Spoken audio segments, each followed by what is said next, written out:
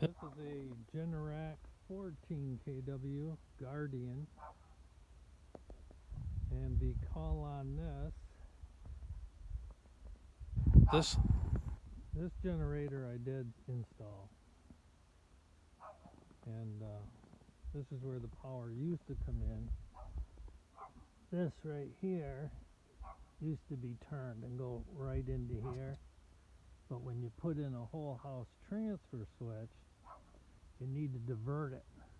You want the power from the utility company coming in here.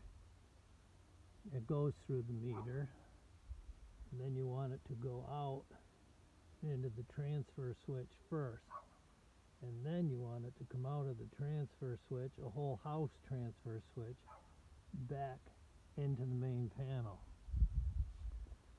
So this thing was error code free for the longest time. It runs on LP fuel, and there was one tank.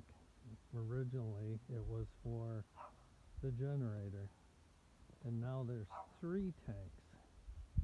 And what happened was, I'd show you the error codes, but the generators store up to 50 error codes, and then it starts writing over the same.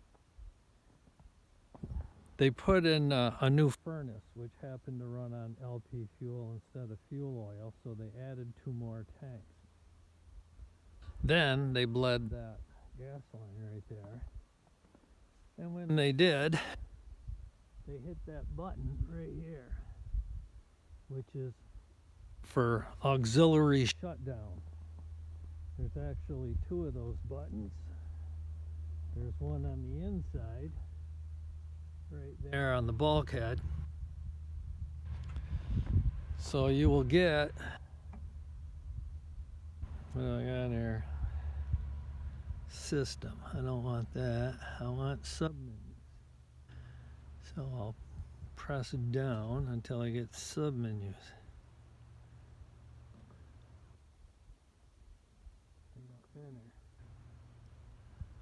And I do want the history, so I'll hit enter. And there's the alarm log. So I want to go in.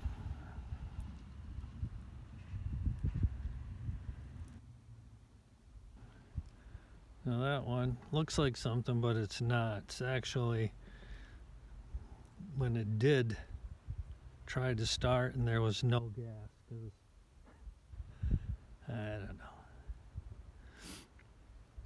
But if you look here, auxiliary shutdown was the same day.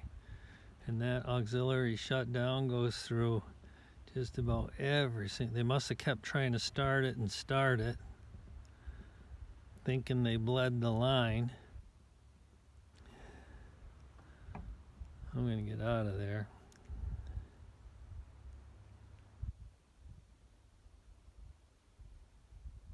You can hit escape, or or when you get to system, hit enter, and it'll go right back to the beginning. But anyways, as you can see, there's the gas line. So when somebody was back here doing whatever they were doing to bleed the line, they must have hit that switch and shut it off. And that really messed things up. And they couldn't get it. The guy that did the furnace tried. The people that put the gas tanks in tried, and they finally gave up.